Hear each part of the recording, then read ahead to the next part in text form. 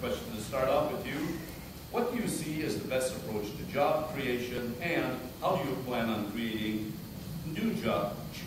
jobs for the new generation of young adults? Well, there's a project from the 1960s that we nearly built under John F. Kennedy. It's called the North American Water and Power Alliance, which would effectively take a lot of the runoff water that dumps off into the North Atlantic and the Arctic Ocean and bring the water back down to the Southwest states. The project would put 6 million people to work for the next 30 years. And it was a project that we almost, like I say, nearly passed through Congress in 1964. Now, the other aspect of this, which is relevant for this area, is we need a strategic defense initiative to end the threat of nuclear warfare once and for all. This is what my associate Lyndon LaRouche had proposed in the 80s. The Russian government has put that back on the table.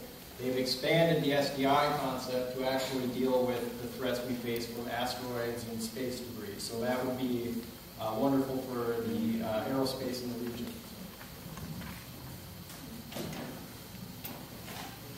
John?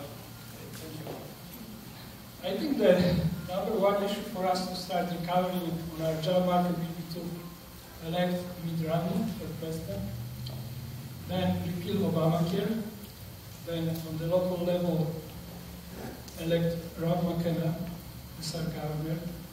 The fourth one would be to take care of the immigration issue by limiting numbers of newcomers to this country. Cut from 1 million of new immigrants and legal immigrants to maybe 200,000–300,000 a year, then start importing additional number of illegal aliens residing in this country. From maybe what Mr. Obama is doing, 400 to, let's say, 800 or 1 million a year. By different estimates, we have 12 to 20 million illegal aliens residing in this country, and at least 12 million they hold jobs. So once we start deporting them, those jobs will open us for us. And the other issue would be to ease up on credit, take care of the construction market. Go ahead. Here in the 9th District, we have a great opportunity to get aviation boosted.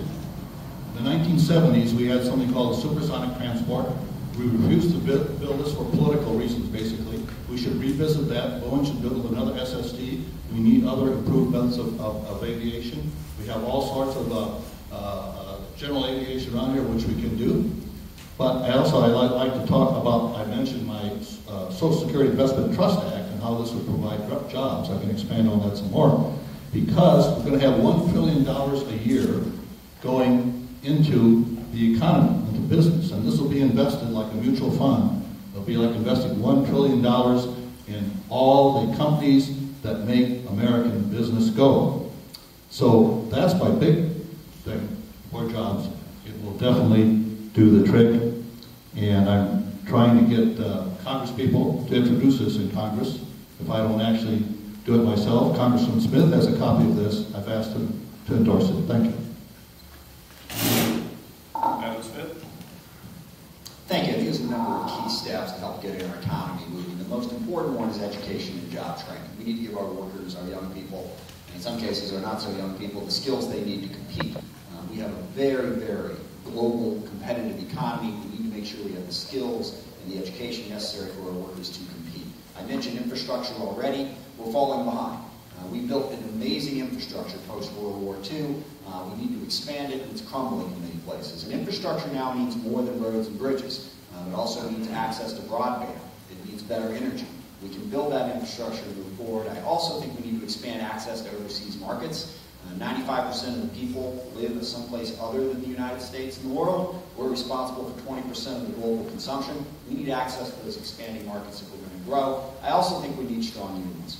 Part of it isn't just having jobs, it's having good jobs. Job my father did, Ram Serviceman, he was making $16 an hour with full benefits 30 years ago. That same job's contracted out in many cases now for $8 an hour and no benefits. We need strong unions to make sure the jobs are good.